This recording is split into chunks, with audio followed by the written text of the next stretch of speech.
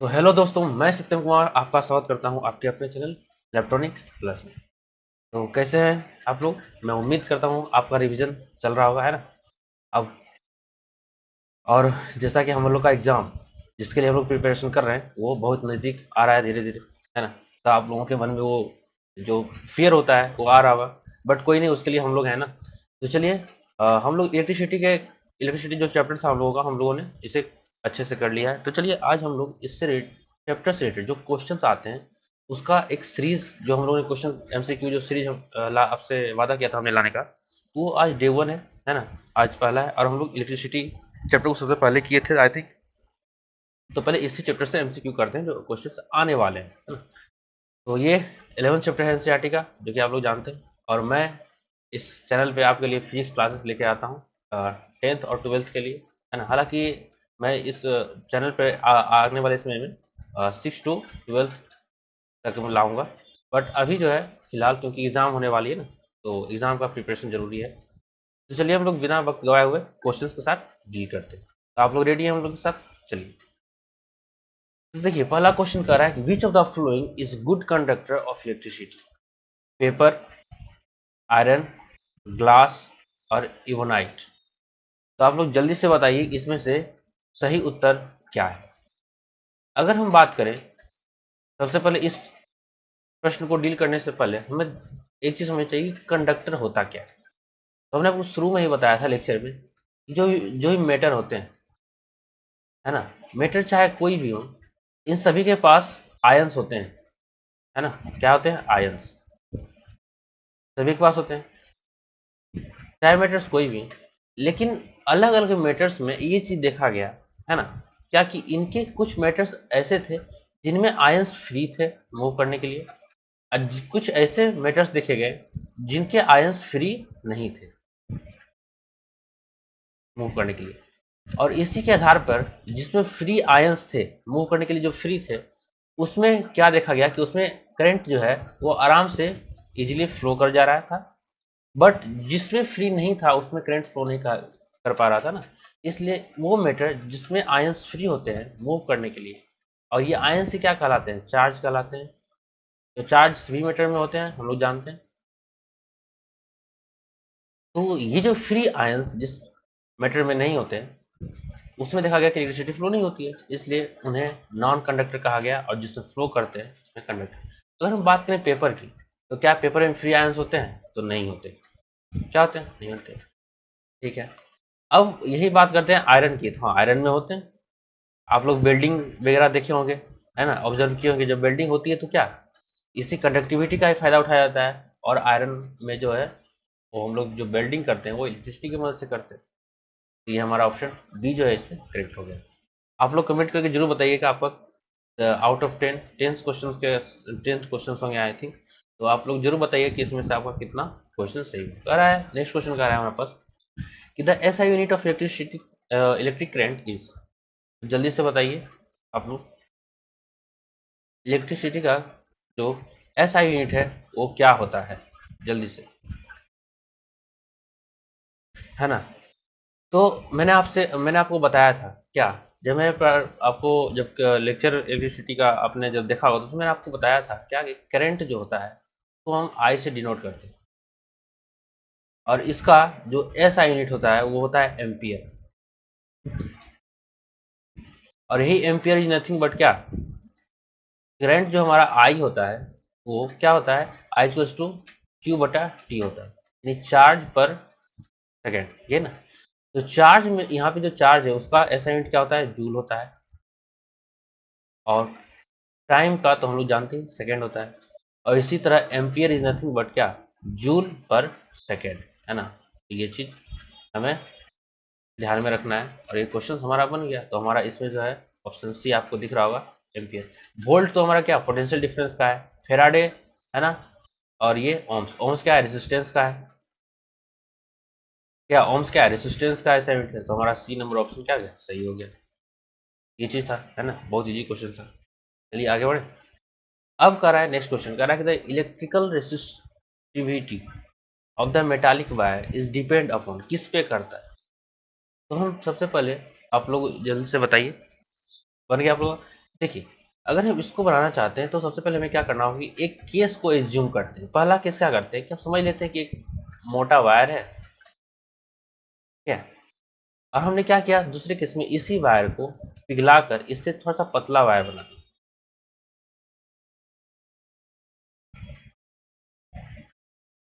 क्या गया, मैंने पतला बना दिया। तो एक चीज तो समझ में आ रहा है क्या, यहाँ का जो एरिया है, ये एरिया अगर यहाँ पे ए है तो यहाँ पे कहीं ना कहीं जो है ये ए डैश जो इसका एरिया है ना, ये पॉइंट का एरिया इस केस टू वाले में, ये अगर हम इसको केस वन मानते हैं, इसको केस टू मानते हैं, तो कहीं ना कहीं ये जो एरिया है केस वन में और जो केस टू में जो एरिया डेवलप हुआ कहीं ना कहीं यहाँ पे ए जो होगा वो ग्रेटर देन होगा ए डैश वाली चीज। अच्छा, दूसरी बात करें कि इसकी लेंथ, तो लेंथ अगर यहाँ पे एल है तो कहीं ना कहीं सिमिलरली यहाँ पे जो एल क्या हो गया है, बढ़ गया है। ठीक है, एल बढ़ गया है, तो यहाँ पे भी एल जो डैश होगा हमारा यहाँ वो बड़ा होगा। और हम लोग जानते हैं कि ओम्स जो ओम्स साहब जो थे उन्होंने क्या दो चीज बोली थी, क्या पहला चीज उन्होंने बोला था क्या कि जो रेसिस्टेंस है, वो जो रेसिस्टेंस है हमारा वो क्या होगा कि डायरेक्टली प्रोपोर्शनल टू होगा, है ना। अच्छा, अगर हम रेजिस्टेंस की बात छोड़िए, ये हमारा अगर हम यहाँ से बात करें तो रेसिस्टेंस की बात करेंगे इस कंडक्टर की रेसिस्टिविटी, तो मटेरियल अगर सेम है तो क्या है ना, रेसिस्टिविटी भी सेम है। यानी अगर हम बात करें इसके रेसिस्टिविटी के बारे में, ऐसा रेसिस्टेंस नहीं पूछ रहा है, रेसिस्टिविटी पूछ रहा है, तो हम रेसिस्टिविटी की बात करें तो इस मटेरियल में जितनी रेसिस्टिविटी है, यानी इस मटेरियल की एक भाग की, एक यूनिट पार्ट की जितनी रेसिस्टेंस करने की क्षमता है, जब मटेरियल सेम है तो वही रहेगा, यानी कोई इफेक्ट नहीं पड़ेगा। डिपेंड करेगा कि मटेरियल कौन सा है, यानी अगर अलग मटेरियल में अलग अलग हो, लेकिन अगर मटेरियल सेम है तो कोई दिक्कत नहीं। लेकिन ये जितने फैक्टर दिख रहे हैं आपको, एरिया लेंथ हो गया, ये सारे फैक्टर डिपेंड करते हैं उस चीज के लिए, किसके लिए, रेसिस्टेंस के लिए जिम्मेदार होते हैं। किसके लिए, रेसिस्टेंस के लिए, क्योंकि हम लोग रेसिस्टेंस का फॉर्मूला पढ़ते हैं रॉ इंटू एल बटा ए, वेयर रेसिस्टेंस यहाँ पे जो होता है वो क्या होता है, डायरेक्टली प्रोपोर्शनल टू लेंथ होता है और इन्वर्सली प्रोपोर्शनल टू एरिया होता है ना। तो ये फॉर्मूला आपको याद ही होगा, है ना। तो यहाँ से हम कह सकते हैं कि रो जो है, रो क्या है, कांस्टेंट है ना, रो इज नथिंग बट क्या, कांस्टेंट। तो यहाँ से हम कह सकते हैं, और ओम्स लॉ भी कहता है हमारा कि रेजिस्टेंस दो चीज का डायरेक्ट, एक लेंथ का और रेजिस्टेंस होता है इनवर्सली प्रोपोर्शनल टू एरिया। तो ये चीज हमारे और ओम साहब बोले थे। तो यहाँ से हम कह सकते हैं कि रेसिस्टिविटी कांस्टेंट है, यानी रेसिस्टिविटी डिपेंड करता है सिर्फ कि मटेरियल कैसा है, ना ही कि उसके लेंथ ना ही मोटाई पे। लेंथ पे तो वो चीज डिपेंड करता है क्या, रेसिस्टेंस, है ना। तो resistance is different things and the resistivity is different. तो यहाँ पे आपको कंफ्यूज नहीं होना है, ज़्यादा बच्चे यहाँ पे कंफ्यूज कर जाते हैं, है ना। तो यहाँ पे आपको कंफ्यूज नहीं होना। जब रेसिस्टिविटी की बात करेगा तो सिर्फ मटेरियल पे डिपेंड करता है, अलग अलग मटेरियल की अलग अलग रेसिस्टिविटी होती है। आप अगर याद करेंगे तो आपको एक चार्ट भी मैंने प्रोवाइड करवाया था, है ना, सेशन में। तो ये हमारा सब गलत हो गया, तो हमारा बी नंबर ऑप्शन जो है यहाँ पे सही है। चलिए आगे बढ़े। अगर आपको ये चीज़ें अच्छे अगर समझ में आती है तो चैनल को जरूर सब्सक्राइब करें और लाइक भी करें। और ऐसे बच्चे जो आपके दोस्त हैं और वो भी 10th का एग्जाम दे रहे हैं तो उसको भी, उन्हें भी शेयर करें ताकि उन्हें भी थोड़ी सी मदद मिल जाएगी, है ना। चलिए हम लोग आगे बात करते हैं। कह रहा है electric current is major using, electric current जो है वो मेजर किया जाता है यूजिंग। तो हमने आपको बताया था कि अगर हम बात करें कि एक सेल है, क्या है, एक सेल है हमारा, यानी हम एक सर्किट बात बनाते हैं और ये स्विच है हमारा। हमने आपने देखा होगा कि ऐसा फिगर इस टाइप से, ठीक है, ये हमारा सर्किट तैयार हो गया। हम यहाँ पे एक रेजिस्टेंस डाल देते हैं और यहाँ पे आपने एक ऐसा देखा होगा, ये आपको कुछ याद आ रहा है सर्किट, ये क्या है। अच्छा, अगर हम गैल्वेनोमीटर की बात करें या वोल्टामीटर की बात करें या पोटेंशियोमीटर की बात करें, तो जो वोल्टामीटर होता है वो क्या मेजर करता है, वोल्ट मेजर करता है, पोटेंशियल डिफरेंस मेजर करता है। तो हमारा ये सी पे तो पहले ही गलत हो गया, यानी ये हमारा क्या कर रहा है कि ये पोटेंशियल वोल्टामीटर क्या कर रहा है कि ये पोटेंशियल डिफरेंस यानी चार्ज जो है यहाँ का, है ना, ये जो चार्ज यहाँ से यहाँ तक आने में जो इसको पोटेंशियल डिफरेंस क्रिएट किया गया है इस चार्ज के द्वारा, वो कौन मेजर करता है? ये हमारा वोल्टामीटर करता है, वोल्टामीटर। लेकिन आप देख रहे हैं एक और इक्विपमेंट दिख रहा है यहाँ पे, ए है, ये क्या है? एमीटर है। क्या है? एमीटर। अगर हम एमीटर की बात करें तो मैंने आपको बताया था कि करंट, क्योंकि करंट का जो ऐसा यूनिट होता है वो क्या होता है? वो होता है हमारा एम्पियर। और एम्पियर, क्योंकि और एम्पियर को मेजर करने के लिए एक इंस्ट्रूमेंट बनाया गया है ना, और उसी इंस्ट्रूमेंट को एम्पियर के नाम से ही रिलेटेड रखा गया, जिसका नाम था क्या? एमीटर। क्यों? क्योंकि एम्पियर को हम किससे डिनोट करते हैं? ए से डिनोट करते हैं, है ना। तो ये चीज था। तो अगर कोई पूछे करंट किससे मेजर किया जाता है तो क्या बोलना है? एमीटर से मेजर। ठीक है, कोई दिक्कत नहीं, हमारा बी ऑप्शन सही हो गया, है ना। कितना इजी क्वेश्चन था। और ये सर्किट आपको याद रखना है, ये हमारा सेल है, स्विच है ना। नेक्स्ट क्वेश्चन के आगे बढ़ते हैं। क्या कह रहा है कि unit of the electric power may also be express, है ना। जो इलेक्ट्रिसिटी का पावर का यूनिट होता है वो और किससे जो है एक्सप्रेस किया जा सकता है? जल्दी से बताइए आप। कह रहा है वाट पर सेकेंड, कह रहा है ampere hour, sorry watt second, ampere hour, volt second और किलो वाट आवर। तो जल्दी से बताइए हम।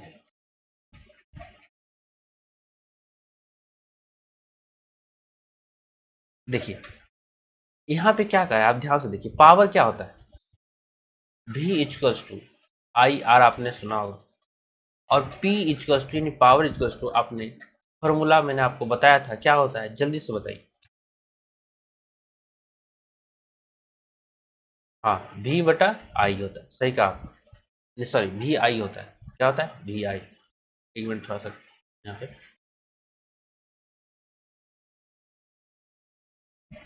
वी आई होता है। यानी हम कह सकते हैं क्या? वोल्ट करंट, है ना। वोल्ट और करंट है, तो वोल्ट और करंट को हम और अच्छे से तोड़ते हैं, ठीक है। तो वोल्ट हम लोग जानते हैं क्या होता है? आई आर होता है। और आई इक्वल्स टू होता है वोल्ट बटा, और आई और यहाँ पे आई आ रहा है, तो हम लोग आई, सॉरी यहाँ पे आई ही रहने देते हैं, भी की जगह हम लोगों ने आई। यहाँ पे क्या आया? आई स्क्वायर आ रहा है, ठीक है, आई स्क्वायर। तो यहाँ से हम निकालें तो यहाँ पे कहीं ना कहीं एम्पियर स्क्वायर और रेजिस्टेंस है हमारा, तो ये पावर का हो सकता है, जो कि हमारा ऑप्शन में कहीं मैच नहीं कर रहा है, ठीक है, एम्पियर स्क्वायर। लेकिन यहाँ पे नहीं है।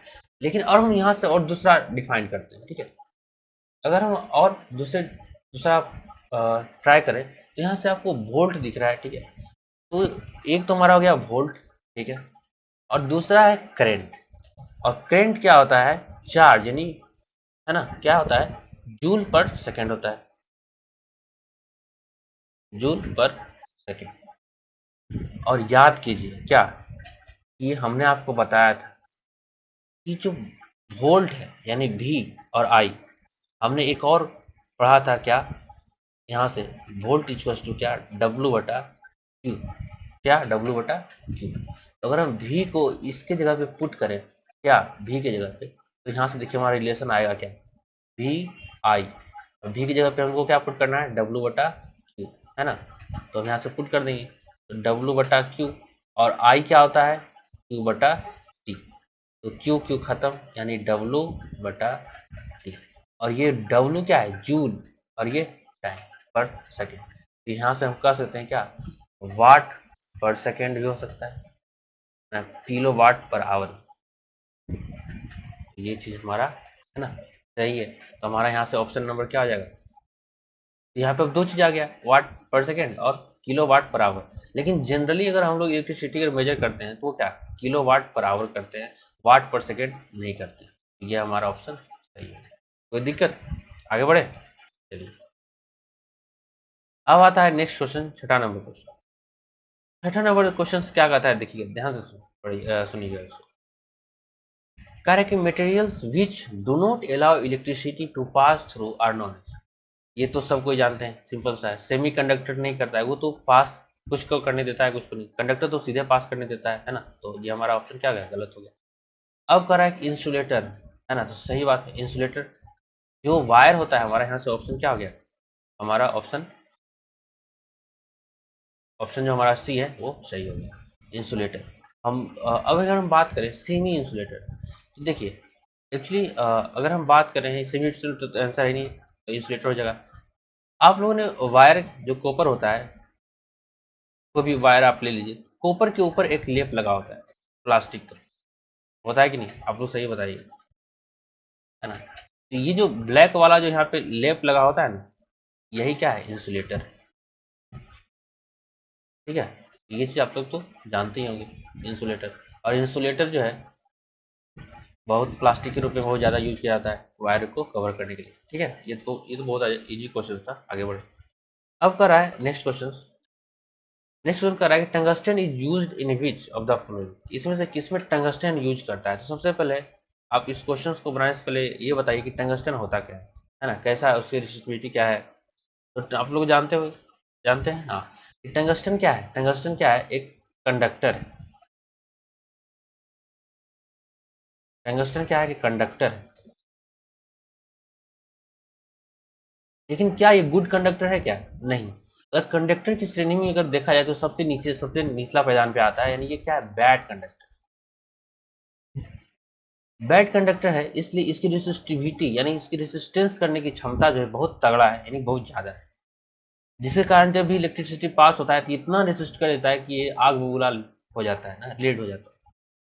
तो जब ये रेड हो जाता है यानी हीट हो जाता है, तो ये बैड कंडक्टर है, यानी इसकी रेसिस्टेंस जो है, रेसिस्टेंस क्या है, बहुत ज़्यादा है। इसके कारण क्या होता है कि हीट हो जाता है। और जब ये हीट हो गया है तो जो हमको क्या गया, इलेक्ट्रिकल एनर्जी टंगस्टन में जैसे ही पास होती है इलेक्ट्रिक एनर्जी, तो वो हीट एनर्जी में चेंज हो जाती है। उस हीट एनर्जी को हम लोग क्या करते हैं, एक गैस के मदद से, नियॉन गैस की मदद से, मैंने आपको बताया था, उसकी वजह से हम लोग क्या करते हैं कि उसको लाइट एनर्जी में कन्वर्ट कर लेते हैं, लाइट एनर्जी में कन्वर्ट कर लेते हैं। तो हम इसको किस लाइट एनर्जी में जब कन्वर्ट कर रहे हैं तो स्वाभाविक किस में कर रहे हैं, बल्ब। तो देखिए बल्ब दो टाइप के होते हैं, एक होता है एलईडी और एक फिलामेंट। जो टंगस्टन वाला जो होता है, जिस इस प्रोसेस का यूज करते हैं जिसमें, उसको फिलामेंट बल्ब कहते हैं। और एलईडी में होता है फोटो इलेक्ट्रिक इमिशन, जो कि अभी आपको नहीं पढ़ना है, वो 11th-12th में पढ़ना है। ठीक है, तो यहाँ से आपको किसमें यहाँ से जो हमारा ऑप्शन है, अप्रोप्रिएट ऑप्शन हमको दिख रहा है, वो क्या है, दिख रहा है बी, क्या, इलेक्ट्रिक बल्ब। ठीक है, मेटल एक्सट्रैक्शन, ये इंसुलेटर, टेक्सटाइल मैन्युफैक्चरिंग, ये सारा सब क्वेश्चन गलत है। तो आगे बढ़े। अब आ रहा है 8 नंबर क्वेश्चन। देखिए क्वेश्चन क्या कहता है, कह रहा है electric potential is a dash. Electric potential क्या है, वेक्टर क्वांटिटी है, स्केलर क्वांटिटी है, या डायमेंशनल क्वांटिटी है। जल्दी से बताइए। अगर हम बात करें इलेक्ट्रिक पोटेंशियल की, है ना, इलेक्ट्रिक पोटेंशियल अगर हम बात करें तो क्या कभी आपने सुना है कि वोल्ट, 2 वोल्ट इन साउथ डायरेक्शन या नॉर्थ डायरेक्शन, इस तरह से नहीं, आपने सीधा क्या सुना है, 2 वोल्ट। तो हम जानते हैं कि स्केलर क्वांटिटी और वेक्टर क्वांटिटी पहले होती क्या है, ये मैं आपको बता देना चाहता हूँ। वेक्टर क्वांटिटी वो होता है जिसमें मैग्नीट्यूड के साथ साथ मैग्नीट्यूड हो और प्लस डायरेक्शन हो, यानी वो किस डायरेक्शन में, DRI, तो डायरेक्शन हो।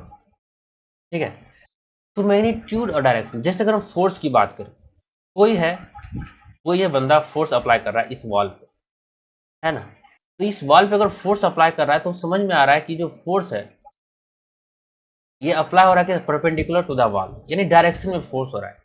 क्योंकि अगर हम मान लेते हैं कि इस वॉल का जो डायरेक्शन है वो नॉर्थ की तरफ है, तो सभी बात आपको दिख रहा होगा कि ईस्ट की तरफ ये फोर्स लग रहा है। तो हम कहते हैं क्या, अगर ये 2 न्यूटन का फोर्स यहाँ पे लग रहा है तो हम क्या लिखते हैं कि 2 न्यूटन फोर्स, यानी 2 न्यूटन, सॉरी यहाँ पे ऐसे नहीं, 2 न्यूटन इन ईस्ट डायरेक्शन, है ना। तो ये इस टाइप से लिखते हैं, फोर्स को शो करते हैं। तो फोर्स क्या है, एक वेक्टर क्वांटिटी।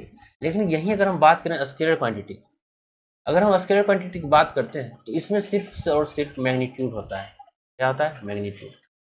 इसमें जो है डायरेक्शंस नहीं होते, तो ये आपको याद रखना है, ये छोटा सा डिफरेंस आपको याद रखना है और ये आपका काम बन गया। तो क्या वोल्ट में कोई डायरेक्शन है क्या? नहीं। तो ये हमारा क्या ऑप्शन बी करेक्ट हो जाएगा, स्केलर क्वांटिटी। वोल्ट क्या है? Scalar quantity. डन, आगे बढ़े, चलिए। अब आया हमारा सेकेंड लास्ट क्वेश्चन है 9। कह रहा है copper is used in electric transmission line because, जल्दी से बताइए। कह रहा है कि लाइन का जो वायर होता है ना, मतलब जो हमारे घरों में लाइन आता है उसमें जो इलेक्ट्रिक ट्रांसमिशन होता है, इसमें हम लोग जो है कॉपर ही क्यों यूज करते हैं, और कोई मटेरियल क्यों नहीं यूज करते, जल्दी से बताइए। तो आपको मालूम होना चाहिए क्या कि मटेरियल की कैरेक्टरी में कंडक्टर की अगर श्रेणी में अगर हम बात करें सीरीज की, तो सबसे ऊपर में आता है क्या? Ag यानी सिल्वर। फिर उसके कुछ नीचे आता है कॉपर, और सबसे अंतिम में आता है टंगस्टन। तो Ag बहुत महंगा है, यानी सिल्वर बहुत महंगा है। चांदी का वायर अंबानी साहब भी नहीं यूज करते होंगे, है ना। तो ऐसा, तो ये बहुत महंगा है, इसको यूज नहीं करना है ना। इसको यूज नहीं कर पाना मतलब उतना इफेक्टिव नहीं है, बहुत ज़्यादा कॉस्ट पड़ जाएगा उस चीज़ का। तो ले दे के बचा कॉपर। तो कॉपर को हम लोग क्यों यूज करते हैं, है ना। तो क्यों? क्योंकि उसका लो रेसिस्टिविटी है। क्या है? लो रेसिस्टिविटी। क्या कोई आपसे पूछे, यहाँ पे देखिए जैसा ऑप्शन दे रखा है यहाँ पे, अगर ऑप्शन की बात करें तो यहाँ पे एक ऑप्शन आपको दिख रहा होगा कि जो कह रहा है क्या कि नो रेसिस्टिविटी। लेकिन क्या ऐसा पॉसिबल कि कोई ऐसा कंडक्टर हो जिसमें नो रेसिस्टिविटी? नहीं, ऐसा पॉसिबल नहीं। हमारा ऑप्शन बी जो है करेक्ट है। दुनिया में कोई भी ऐसा मटेरियल नहीं जिसका कोई रेसिस्टिविटी जीरो होता है। जीरो तो हो ही नहीं सकता, है ना। तो एक होता है हाई, एक होता है लो। तो कॉपर हम लोग इसलिए यूज करते हैं क्योंकि उसका रेसिस्टेंस जो होता है, उसकी रेसिस्टिविटी जो होती है उसकी लो होती है। ठीक है, डन। अब आते हैं 10th नंबर क्वेश्चन। कह रहा था SI unit of resistance is. तो जल्दी से बताइए इसको, ये तो बहुत आसान सा क्वेश्चन है। बन गया। मैंने आपको बताया था ओम्स लॉ। ओम्स लॉ जब मैं आपको बता रहा था तो मैंने आपको इसकी एसआई यूनिट भी निकाल के दिखाया था। ओम्स लॉ क्या कहता है? ओम्स लॉ कहता है भाई रेजिस्टेंस यानी भी जो है आर इक्वल्स टू होता है वी बाय, क्यों? क्योंकि V equals to I R होता है। ऐसा नहीं, ओम्स लॉ का कहना था, ओम साहब कह रहे थे कि जितना भी जो है डायरेक्टली प्रोपोर्शनल टू किससे होगा? आई होगा। यानी पोटेंशियल डिफरेंस उतना ही ज़्यादा होगा जितना उसमें करंट फ्लो कर रहा है। यही स्टेटमेंट उन्होंने दिया था। तो जब इन्होंने दिया था तो वहीं से हमारा एक रिलेशन निकला था क्या? R equals to V by, sorry V by I. V by R हमने लिख दिया, कोई बात नहीं। R equals to V by I. तो यहीं से हम निकाल सकते हैं क्या? रेजिस्टेंस। तो यहीं से जो निकला था हमारा वोल्ट पर एम्पियर, वोल्ट पर एम्पियर, इसी को हम लोग ओम साहब को रिस्पेक्ट देने के लिए एक नाम दिए थे क्या? ओम्स। और यही था क्या?